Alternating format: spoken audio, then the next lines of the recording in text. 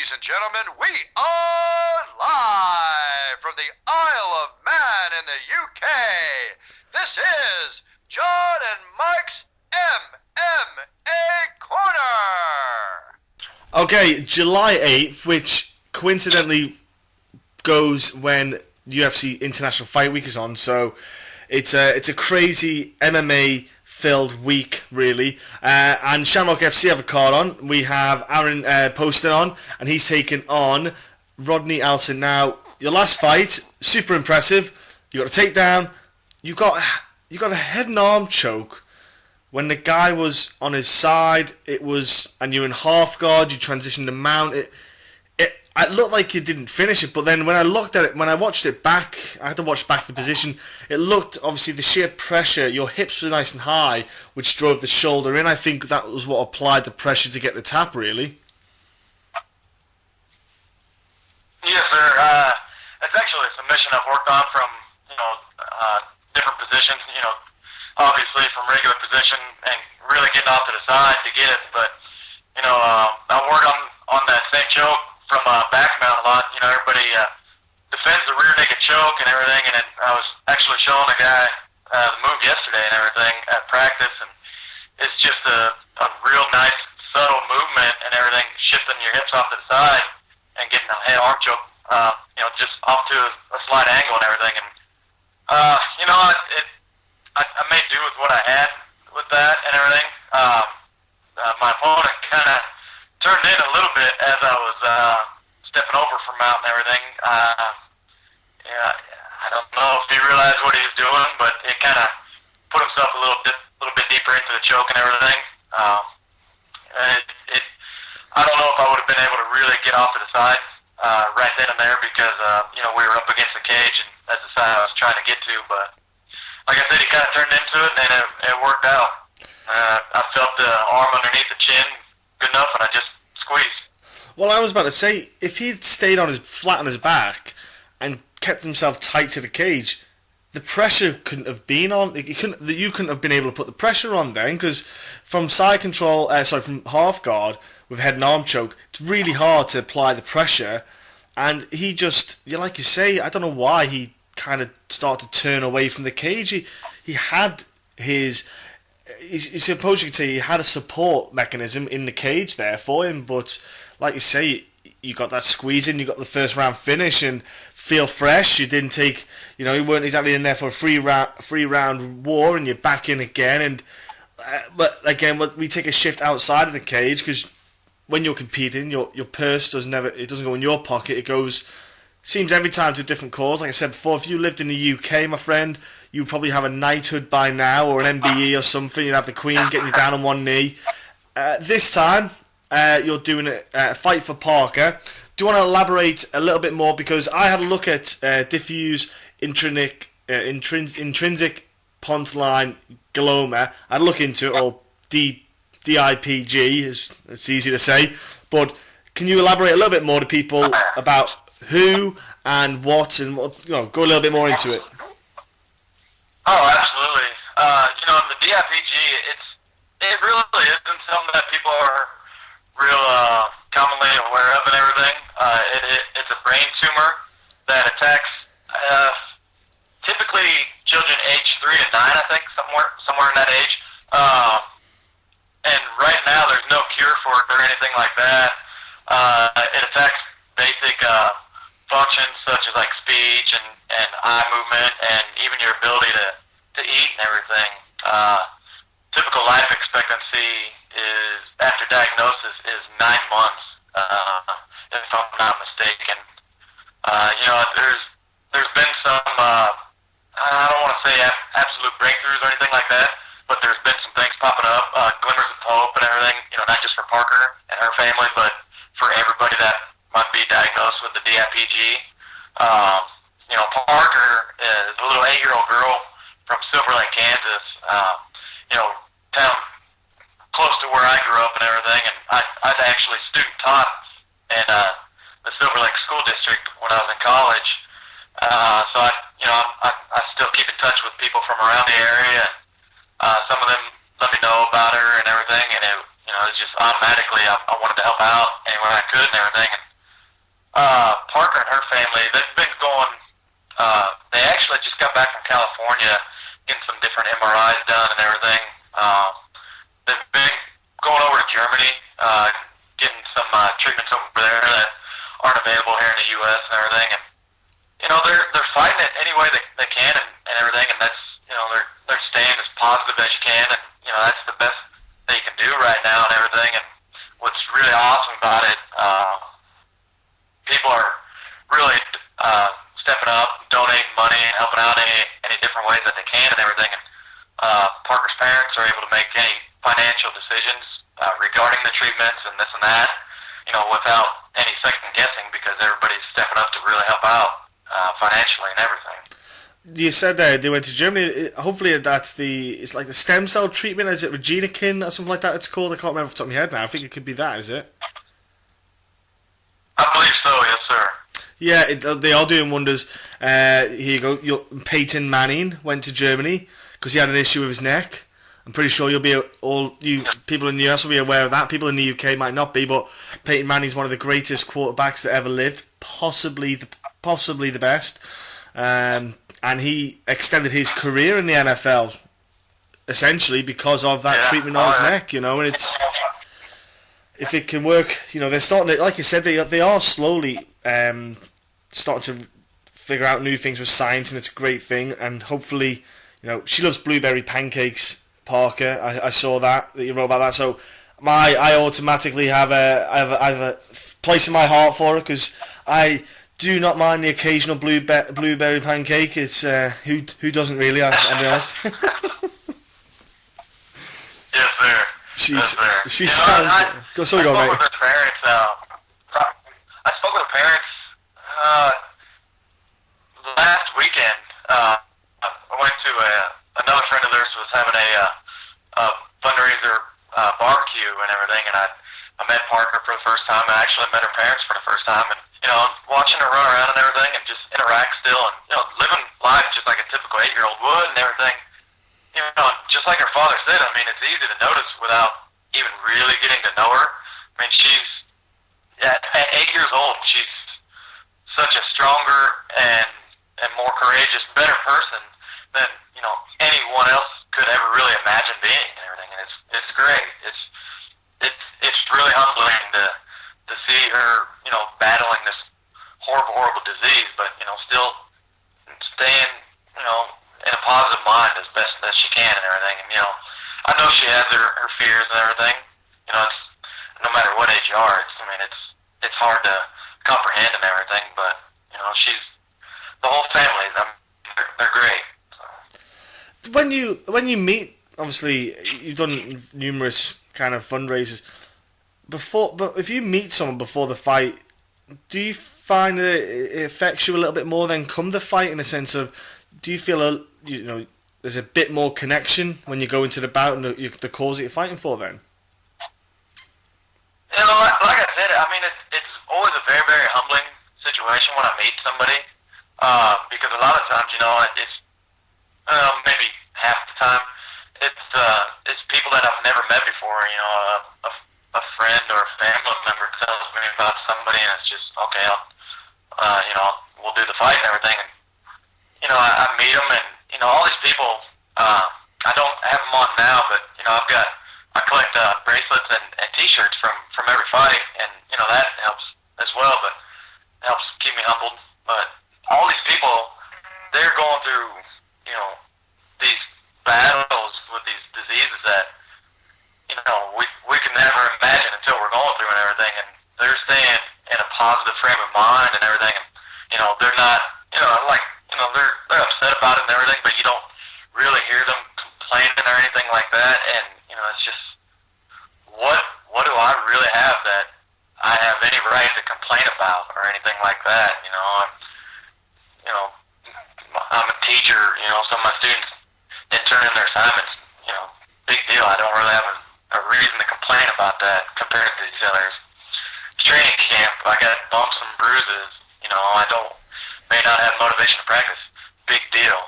These other people are fighting for their lives. Yeah, it's what I call it, first world problems. As in when for example, like you say, I forgot to wash my I forgot to wash my kit, and I need to go and train tonight, and it's still a bit smelly, and I think, I forgot to wash it. I'll have to wear it again tonight, and I think, I don't want to wear a smelly kit, but I call them like first world problems, like you say. Your students don't hand in homework. These problems are nothing. They're just, we make out. It's almost like in life you somehow trying to look for something to have some kind of gripe with, when in reality, there's Parker here going through this.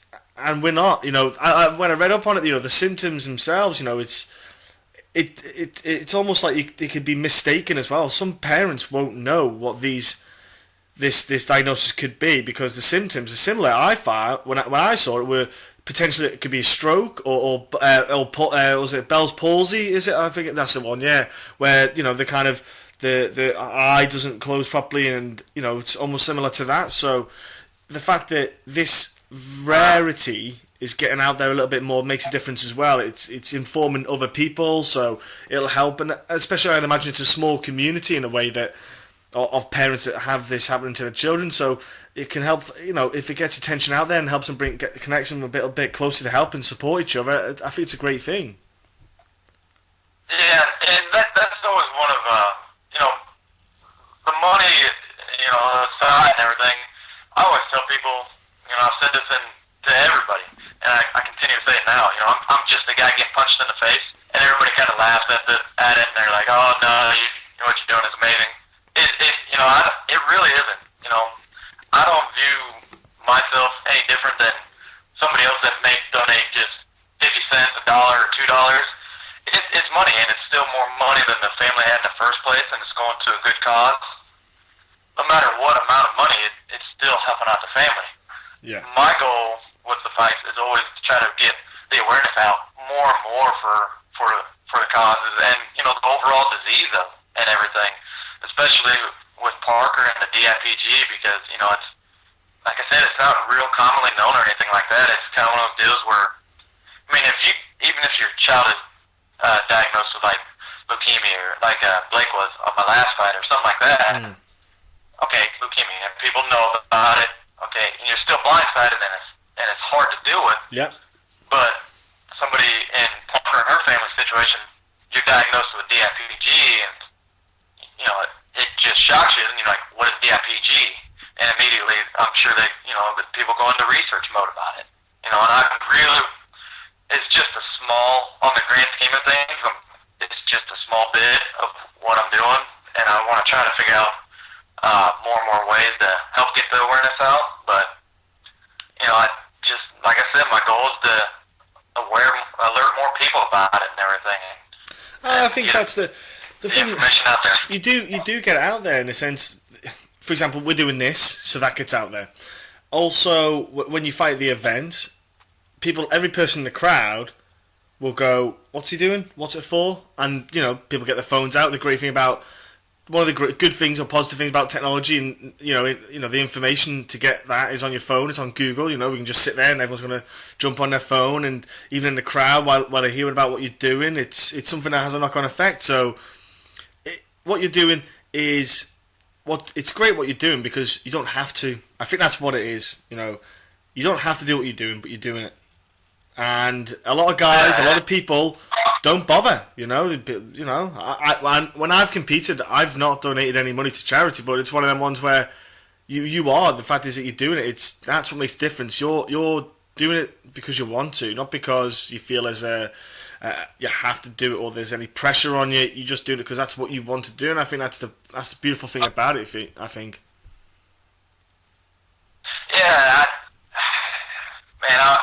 I've had people tell me before, they're like, "Well, you got to keep money for yourself sometimes." I'm like, no, I don't.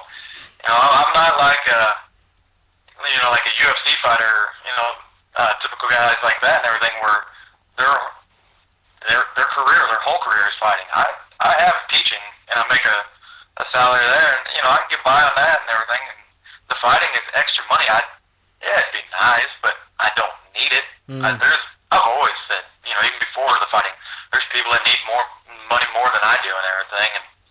And kind of going back, like you said, even talking with you now, I love fighting for Shamrock, because they've jumped on board and helped me out. and then different interviews with you each fight, and other interviews. My social media, I've got all the people following me on social media that it's reaching. I'm always hammering away on the hashtags that more people around the world can see it. And then, if I post something and then somebody retweets it or shares it on Instagram, Facebook, this or that, say if somebody has 1,000 friends on Facebook or whatever, that's another 1,000 people that could be around the world that are seeing that message and the awareness getting out. So, I mean, it does have a great effect, and that's why, I love fighting for Shamrock. I love talking with you guys and everything. It's just really, really great. I tell you what, I'd love it if you did get signed to the UFC, because if you donated your purse, there would be. You can imagine the uproar if they ever cut you.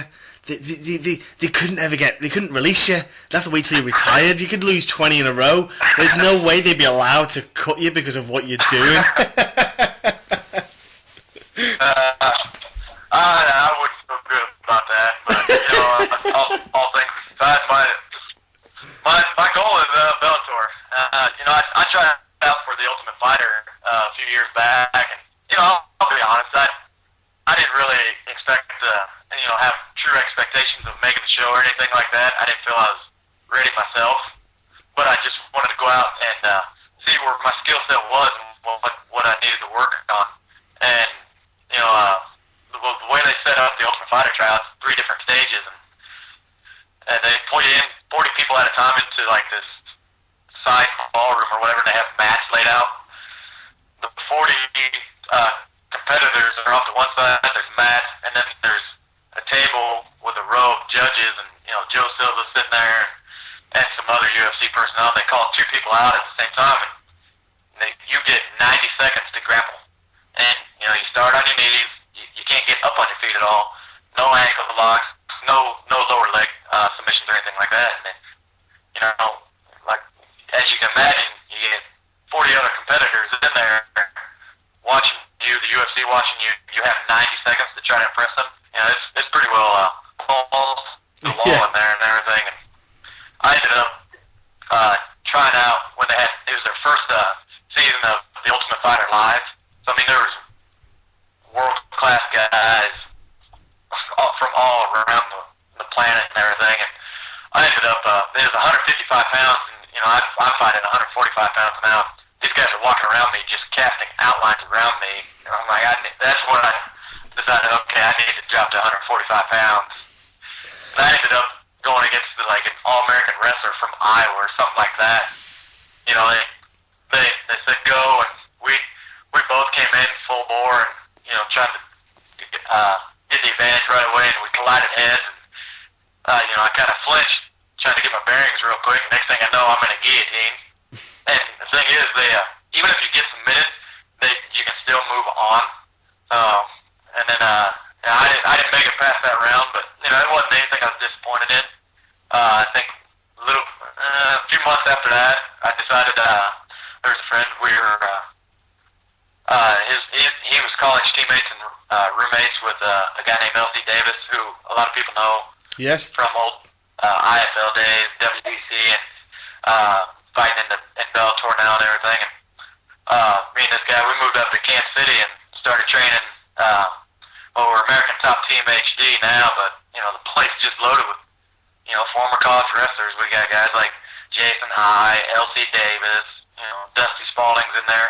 D1, former D1 and All-Americans, and that's what I needed to work on. It's some collection of names there to work on with, and that you in the right little mix there. Definitely that helped, obviously, and especially, your fights, to get to the ground, sometimes your wrestling has to come into play, and that's your last fight. You got the game to the ground. That's where you ultimately finish that fight. It's definitely working for you.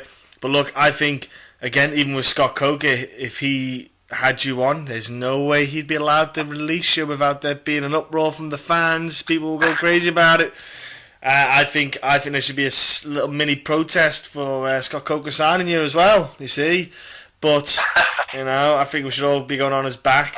Look, he makes some absolutely crazy fights, he does, let's be honest. Makes some I think it'd be crazy not to sign you up. Look, Aaron, it's going to be a lot of attention on this week in MMA due to the international fight we're kicking off. Especially in the UK, we've got Cage Warriors on, so you've also got yourselves and you've got Shamrock FC on and the UFC. It's got to be crazy. But the thing is, it's a good chance then to maybe catch some eyes, you know, with the amount of tension on MMA this coming week. So hopefully more eyes will get put over to yourself and also to the cause that you're doing, you know, your fight for Parker. I've been given the Facebook link. I will put it up on the YouTube comment below. I'll put it on the SoundCloud. I'll put it in the comments so people jump onto. Before I let you shoot off, buddy, what's your social media? And also, you know, you can give a mention about about what you're doing as well and stuff like that. My social media, I'm real big on the Instagram. Like I always say, my handle for the Instagram is _Poston. On Twitter, my handle is @Poston, and then just Facebook, Aaron Poston and everything. As far as Parker and everything, if people want to visit ParkerLovesLife.com or on Facebook, Parker Loves Life, it's got all the information that they need about the disease, ways to donate, other ways to help out. On the ParkerLovesLife.com, people can buy bracelets, T-shirts, and some other items and everything that with the proceeds going to help out with Parker and everything. And if people visit those sites, it, like I said, it really opens your eyes to what's going on and everything. And with Parker, with the whole disease and everything. As far as like some shout outs and everything, definitely to Parker and her family. I want to let them know that everybody's behind them, and I know they know that anyways. But I understand. It's always good to hear it from other people as well and everything. And like I always say, I want to do anything and everything I can, and all I got to do is let me know, and I'll do what I can to help them out and everything. As far as other shout outs, definitely all my training partners and coaches at American Top Team HD, my sponsors, Dr. Heather at Unbroken Chiropractic, Modern Masonry, Get Some Gang, and Integrity Belt Bonds, and also Michael Bailey, who's helped out quite a bit with my training camp and everything. He's one of our coaches at American Top Team, but he's really, really awesome too, because he does manual massage therapy and everything, and it's really helped kind of keep me in one piece. So between him and Dr. Heather, Unbroken, I'm feeling pretty good going into next week and everything. I'd probably feel broken. And then, I'm sorry, man. I was saying I'd feel broken with Jason High and Elsie Davis double-legging me and taking me down all the time, probably. Yeah. I mean, sparring nights, jiu-jitsu nights. I end up with new random bruises every day and everything. Not even that long ago, I jammed my finger real bad. And, I looked down and it's swollen and bent off the wrong direction. And it wasn't dislocated or anything like that, thankfully. But it's a little tender for a while, so I had to get that fixed up and everything. But it's part of it when you train at a real good gym and everything. And everybody's got the same common mindset. They want to get better and everything.